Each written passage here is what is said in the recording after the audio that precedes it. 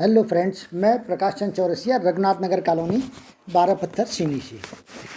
आज हम इस वीडियो में इतिहास विषय के अंतर्गत खिलजी वंश के सबसे प्रसिद्ध शासक जिन्होंने लंबे समय तक शासन किया, अलाउद्दीन खिलजी, उनके संबंध में पढ़ेंगे। चूँकि प्रतियोगी परीक्षाओं में इस चैप्टर से बहुत सारे प्रश्न पूछे जाते हैं, इस कारण इसका विस्तृत अध्ययन बहुत आवश्यक है। और इसका विस्तृत अध्ययन जब करेंगे तो ये वीडियो बहुत बड़ा ना हो, इस कारण इसे मैंने 2 भागों में बनाया है। भाग एक में हम अलाउद्दीन खिलजी के संबंध में जानकारी प्राप्त करेंगे, उनकी जो 4 पत्नियां थी उनके संबंध में जानकारी प्राप्त करेंगे, उनकी जो कर व्यवस्था थी उसके संबंध में, उनके जो सेनापति थे, 4 सेनापति थे, और जिसमें सबसे विश्वास पात्र सेनापति मलिक काफूर, जिसे थर्ड जेंडर भी कहा गया, उसके संबंध में भी हम चर्चा करेंगे। इसके साथ साथ मंगोल के बहुत सारे आक्रमण इसके शासनकाल में हुए, तो कब कब किसने आक्रमण किया, उसके परिणाम क्या रहे, इसके संबंध में भी हम इस वीडियो में अध्ययन करेंगे। अलाउद्दीन खिलजी के विरुद्ध जो विद्रोह हुए, स्थानीय शासन के विरुद्ध जो विद्रोह हुए, उनके संबंध में भी हम इसी वीडियो में अध्ययन करेंगे, तथा विद्रोह के क्या कारण थे और उसके परिणाम क्या रहे, ये भी हम देखेंगे। और क्या नीति अलाउद्दीन खिलजी ने बनाई थी, इसमें हम देखेंगे। तो ये पहला वीडियो है जो महत्वपूर्ण होने वाला है। साथ ही अगला जो वीडियो आने वाला है भाग 2, अगर आप सब्सक्राइब करते हैं तो आपको जो भाग 2 का वीडियो है वो सहजता से प्राप्त हो जाएगा। भाग 2 के वीडियो में हम खिलजी के जो अभियान थे, विजय अभियान थे, उत्तर भारत का अभियान और दक्षिण भारत का अभियान, इसमें उसके संबंध में भी हम अध्ययन करेंगे। साथ में जो रानी पद्मावती, जिनके संबंध में बहुत सारी किंवदंतियाँ हैं, बहुत सारी बातें कही गई, मलिक मोहम्मद जायसी की दृष्टि से देखें एवं ऐतिहासिक दृष्टि से, दोनों दृष्टिकोण से हम इसमें इस वीडियो में देखेंगे। अलाउद्दीन खिलजी की जो स्थापत्य कला है, जो 3 उन्होंने प्रमुख वो बनाए थे, 1000 खम्बा महल बनाया था, सीरी का किला बनाया था और अलाई दरवाज़ा, इसके संबंध में भी हम अगले वीडियो में देखेंगे।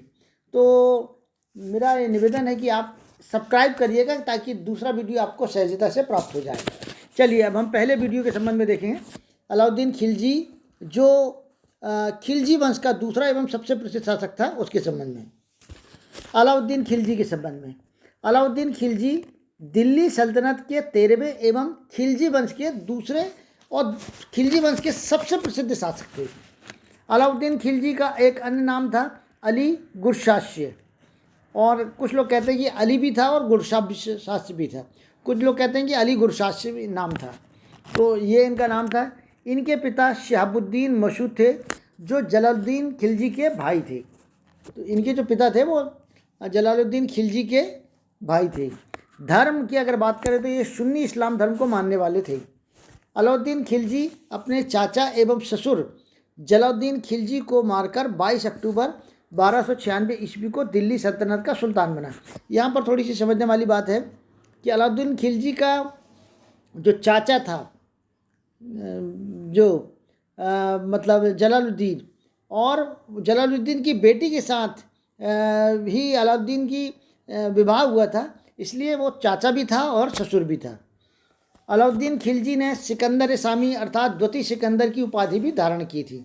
वो अपने आप को प्रसिद्ध है मानता था और सिकंदर के समकक्ष मानता था, और इसलिए उसने अपने आप को सिकंदर सामी की उपाधि दिया, जो सिक्कों में भी इसकी जानकारी मिलती है। इनकी प्रमुख रूप से 4 पत्नियां मानी गई है। मल्लिका-ए-जहां, जो सुल्तान जलालुद्दीन की बेटी थी। दूसरी थी महारू, जो अल्प खान की बहन थी।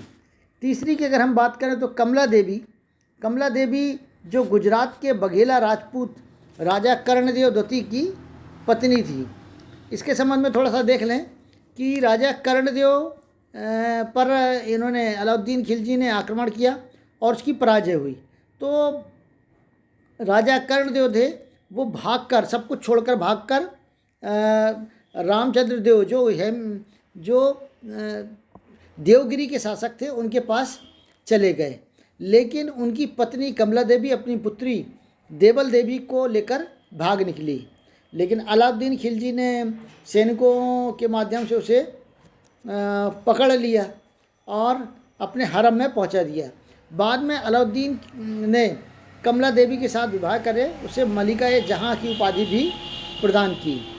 कहा जाता है कि बाद में उसकी जो पुत्री थी देवल देवी उसे ढूंढ निकाला गया और उसके बाद उसका विवाह भी अलाउद्दीन खिलजी के बेटे खिज्र खां के साथ हो गया था। अमीर खुसरो ने देवल देवी एवं खिज्र खान के प्रेम कथा का विस्तार से वर्णन किया है एवं खुसरो की इस मसनवी के आशिकी भी कहा गया है। तो ये था कमला देवी के संबंध में। और चौथी थी झात्यापाली, देवगिरी के शासक रामचंद्र की बेटी। रामचंद्र जी पर वो उन्होंने आक्रमण किया था और उसके बाद रामचंद्र जी ने उनसे संधि कर ली और संधि के बाद अपनी बेटी झात्यापाली का विवाह अलाउद्दीन खिलजी के साथ कर दिया था। इस तरह से इनकी 4 पत्नियां थी। आगे अब हम देखेंगे इनके बारे में, देखेंगे कि सेना में नगद वेतन देने की इन्होंने शुरुआत की थी। तो ये पहले जो एकता व्यवस्था थी उसको समाप्त कर दिया था और उनके स्थान पर उन्होंने क्या करता है, सेना को नगद वेतन देने की शुरुआत कर दी थी।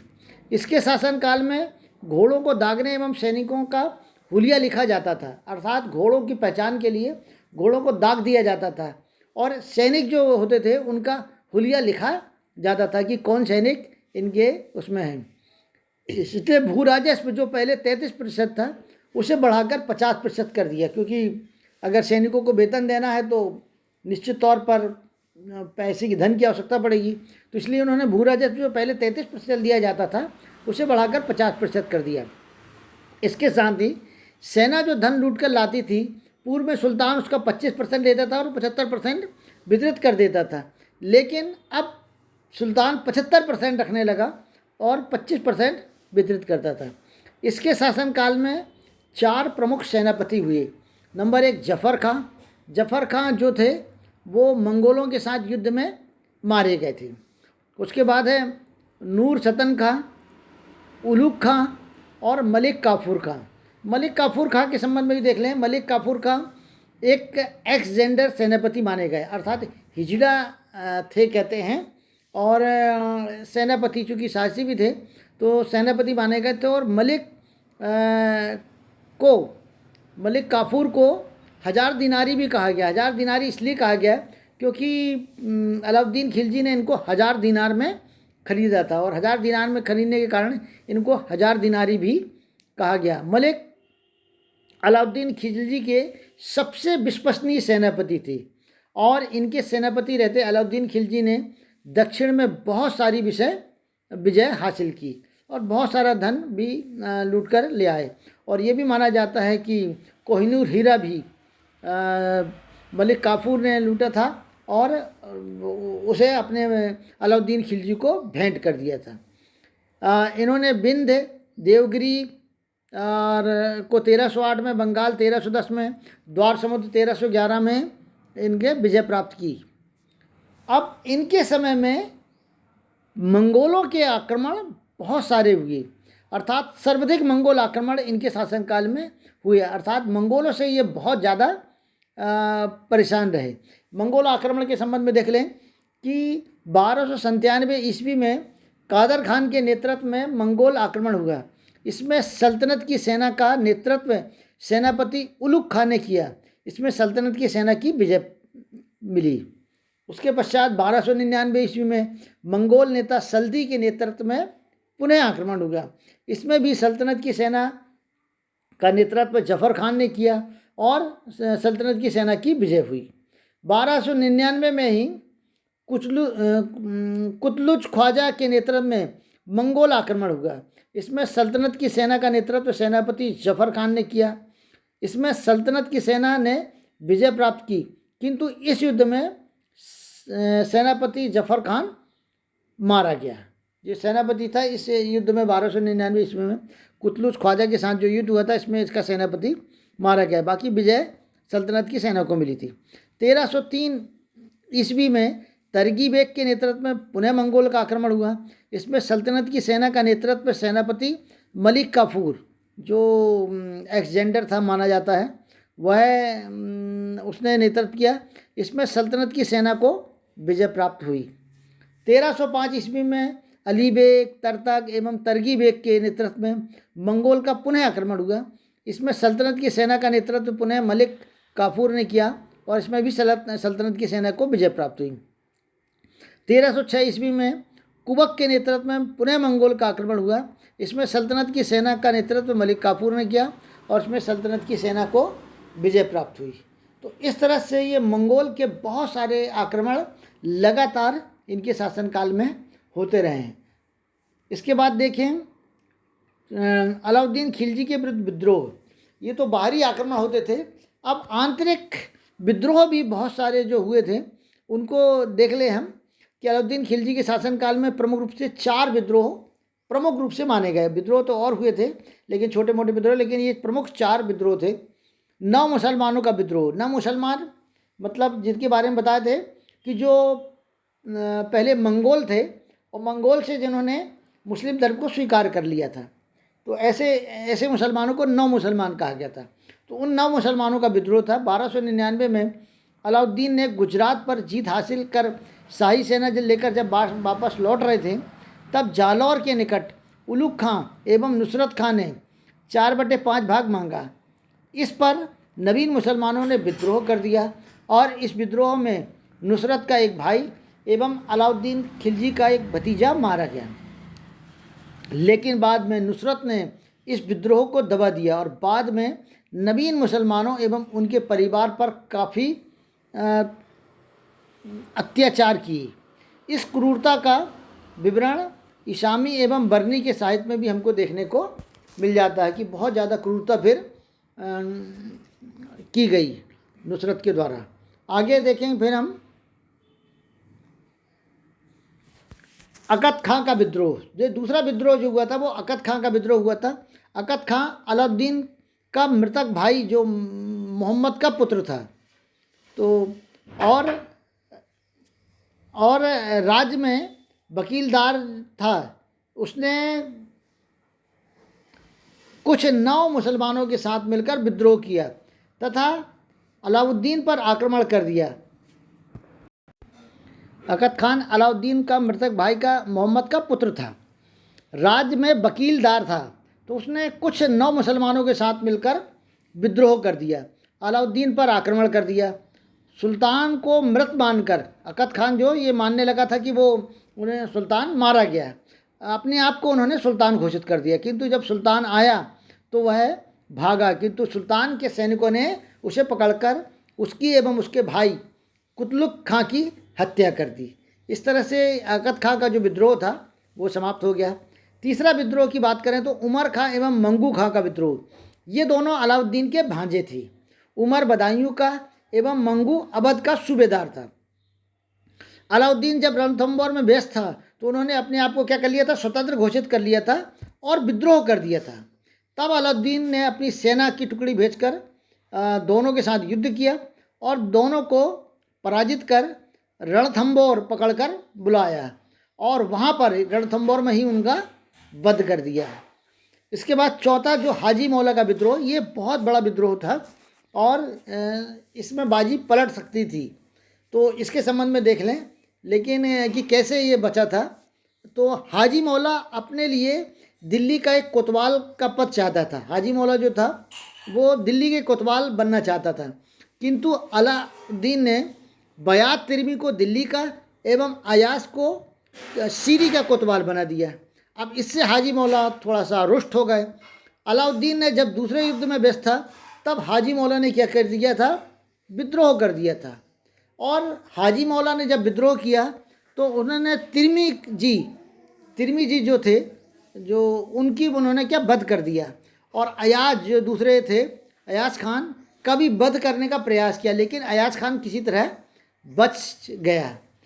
तथा इसके बाद हाजी मौला ने कोषागार पर भी अपना कब्जा कर लिया, शस्त्रागार पर भी, अश्वशाला पर एवं बंदी गृह पर भी अपना कब्जा कर लिया और बंदियों को अपना अनुगामी बनाकर उन्हें मुक्त कर दिया। अर्थात बंदियों से बोला कि भाई तुम मेरा साथ दो तो मैं तुम्हें कैद से मुक्त कर दूंगा, और बंदियों ने मान लिया और इस तरह से उन्होंने बंदियों को मुक्त करके अपने साथ मिला लिया। किंतु अलाउद्दीन खिलजी का एक वफादार सरदार हमीमुद्दीन जो था वो बहुत वफादार था अलाउद्दीन खिलजी का। तो हमीमुद्दीन ने हाजी मौला के साथ युद्ध किया और हाजी मौला को एवं उसके समर्थनों को मार डाला और विद्रोह को उन्होंने ख़त्म कर दिया। इस तरह से ये जो बड़ा विद्रोह था ये टल गया। लेकिन अब अलाउद्दीन थोड़ा सा चिंतित रहने लगा और उन्होंने सोचा कि विद्रोह के कारणों की जानकारी प्राप्त की जाए कि क्यों विद्रोह हो रहे हैं। अलाउद्दीन खिलजी ने इन विद्रोहों पर विचार विमर्श किया और विद्रोह के निम्नलिखित कारण उन्होंने पता किए। पहला उन्होंने कारण ढूंढा कि राज्य में होने वाली गतिविधियों से सुल्तान का अनभिज्ञ रहना। राज्य में कौन कौन सी गतिविधियाँ हो रही इससे सुल्तान के अनभिज्ञ रहता था और यही बाद में विद्रोह का कारण बनता था। दूसरा, राज्य में त्यौहार, उत्सव, भोज आदि के अवसर पर मद्यपान करना एवं उन सभाओं में षड्यंत्रों का रचा जाना। अर्थात जो उत्सव होते थे, त्यौहार होते थे, उसमें सब लोग इकट्ठे होते थे, मद्यपान वगैरह करते थे तथा जब इकट्ठे होते थे तो राजा के विरुद्ध, सुल्तान के विरुद्ध क्या करते थे, वो षड्यंत्र रचते थे। ये उन्होंने महसूस किया। इसके साथ सामंत वर्ग एवं शक्तिशाली अमीर परिवारों के मध्य जब वैवाहिक संबंध होते थे तो उनकी शक्ति दोगुनी हो जाती थी, बढ़ जाती थी और बाद में ये बढ़ी हुई शक्ति के साथ उनका विद्रोह करते थे। ये भी उन्होंने महसूस किया। चौथा, प्रजा के बीच जो धनी वर्ग था और उद्दंड वर्ग था वो सदैव सुल्तान के लिए चुनौती खड़ा करते रहता था, सदैव विद्रोह करता रहता था। अर्थात धनी वर्ग जो था वो भी विद्रोह का एक कारण बन गया था। तो ये कारण उन्होंने क्या किया, पता किया। अब विद्रोह को रोकने के लिए उन्होंने निम्नलिखित अध्यादेश जारी किए। पहला, धनी वर्ग की आवश्यकता से अधिक संपत्ति को छीन लिया और अनुदान में दी गई जो भूमि एवं संपत्ति वो वापस ले ली। एकता पद्धति के अंतर्गत जब बहुत सारी भूमि वगैरह जो उनको दान में दे दी गई थी वो सब वापस ले ली गई। गुप्तचर व्यवस्था को सक्रिय किया तथा राज्य की स्थिति, राज्य में क्या चल रहा है क्या नहीं चल रहा, इसके लिए उन्होंने गुप्तचर व्यवस्था को सक्रिय किया। मद्य निषेध का लागू हुआ, अर्थात किसी भी प्रकार के मदिरा का सेवन करना उन्होंने वर्जित कर दिया क्योंकि उसका ये मानना था कि मद्यपान करने के पश्चात ये लोग ज़्यादा उद्दंड हो जाते हैं और विद्रोह कर देते हैं। इसलिए उन्होंने मद्यपान पर पूर्णतः निषेध कर दिया और अमीरों के मेल मिलाप एवं वैवाहिक संबंधों पर भी रोक लगा दी। ये एक बड़ा कदम था। तो जब अमीर आपस में जब मिलते थे तो वो राजा के विरुद्ध कुछ ना कुछ षड्यंत्र रखते थे, ऐसा उसका मानना था। और जो वैवाहिक संबंध होते थे उनमें भी अमीर मतलब इकट्ठे होते थे, इसलिए उस पर भी उन्होंने क्या किया, रोक लगा दी। तो इस तरह से विद्रोह को रोकने के लिए उन्होंने निम्नलिखित अध्यादेश जारी किए थे। अब अलाउद्दीन खिलजी के संबंध में देखें कि अलाउद्दीन खिलजी एक अत्यंत महत्वाकांक्षी शासक था। उसने अपने शासनकाल में अनेक लूटपाट की एवं राजनीतिक हत्याएं की तथा कई सराहनीय कार्य भी किए। उसके सराहनीय कार्य में शासन की कर व्यवस्था में सुधार किए तथा राज्य में बाजार मूल्य नियंत्रण की एक नीति लागू की और उसका कड़ाई से पालन भी करवाया। वह इतिहास में एक कुशल एवं सफल शासक के रूप में उभरा और विशाल साम्राज्य का स्वामी भी बना।